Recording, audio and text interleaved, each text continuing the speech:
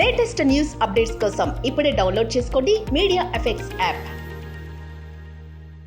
నడిచే సముద్రం, నవ్వించే పర్వతం, నిరంతర సృజన ప్రవాహం, అహం లేని సహనం, విజయాల విశ్వరూపం కోడి రామకృష్ణ.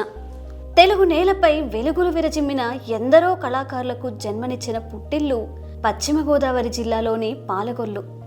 పాలకొల్లులో 1949 జూలై 23న కోడి నరసింహమూర్తి, చిట్టమ్మ దంపతులకు తొలి సంతానంగా జన్మించారు కోడి రామకృష్ణ. ఎంఎంకేఎన్ హై స్కూల్లో ప్రాథమిక విద్యను అభ్యసించారు. ఆ చిరుప్రాయంలోనే నటనపైన, నాటకంపైన మక్కువ మొగ్గతొడిగింది. మంచాలను నిలబెట్టి, దుప్పట్లతో తెరలను కట్టి తోటి పిల్లలందరినీ ఉత్సాహపరిచి నటింపజేసేవారు. ఏఎస్ఎన్ఎం గవర్నమెంట్ కళాశాలలో చదివే నాటికి నటనపై ఆయనకున్న ఆసక్తి పెరిగి పెద్దదై మహావృక్షమైంది. నాటకాలు రచిస్తూ, నటిస్తూ, దర్శకత్వం వహించడమే కాదు, చిత్రకళలోనూ గుర్తింపు తెచ్చుకున్నారు రామకృష్ణ.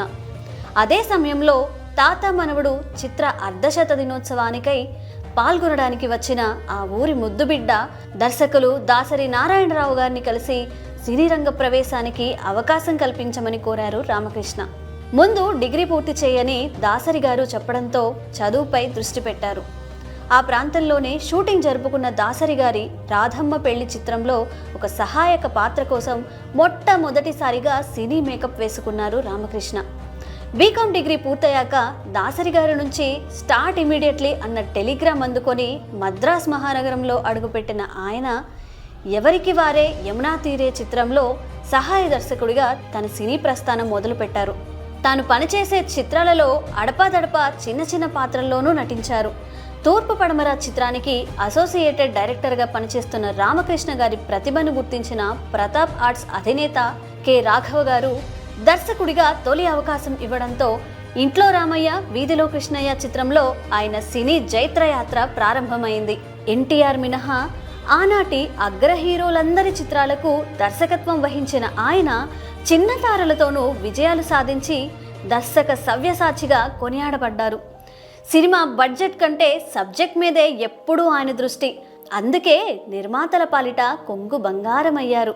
చిత్రసీమలో శిఖర స్థాయిని అందుకున్నా మూలాలు మర్చిపోని ఆయన పాలకొల్లులో లలిత కళాంజలి నాటక అకాడమీని స్థాపించి 3 దశాబ్దాలకు పైగా తన చేయూతను అందిస్తూ రంగస్థల కళాకారులను ప్రోత్సహించారు. మన ఇంట్లోనో పక్కింట్లోనో జరిగే సంఘటనలను సన్నివేశాలుగా మార్చి మన మధ్య తిరిగే మనుషుల స్వభావాలనే పాత్రలుగా మలచి ఎన్నో కుటుంబ కథలను రూపొందించారు. 1983 జూన్ 19న పద్మగారిని వివాహమాడి కుమార్తెలు దివ్యదీప్తి, ప్రవల్లికలకు జన్మనిచ్చారు. తన చిన్ననాటి కోరిక మేరకు కొన్ని చిత్రాలలో ప్రధాన పాత్రల్లో నటించారు.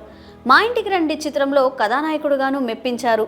కుటుంబ కథ చిత్రాలు, కమర్షియల్ చిత్రాలు, గూఢాచార చిత్రాలు, దుష్ట రాజకీయాలను చీల్చి చెండాడిన సామాజిక చైతన్య అభ్యుదయ చిత్రాలు, భక్తిరస చిత్రాలు, ఒకటా రెండా శతాధిక చిత్రాలు, ఏ ఒక్క తరహా చిత్రాలకు పరిమితం కాకుండా, ఎటువంటి ముద్ర తనపై పడకుండా వెండి తెరపై లెక్కకు మించి ప్రయోగాలు చేసి ఆల్రౌండర్ అనిపించుకున్న సెల్యులాయిడ్ సైంటిస్ట్ కోడి రామకృష్ణ. భక్తికి, భావోద్వేగాలకు స్పెషల్ ఎఫెక్ట్స్ జోడించి గ్రాఫిక్స్ మహిమను తెలుగు ప్రేక్షకులకు రుచి చూపించి నూతన వరబడికి బాటలు వేసిన దర్శక మాంత్రికుడు కోడి రామకృష్ణ.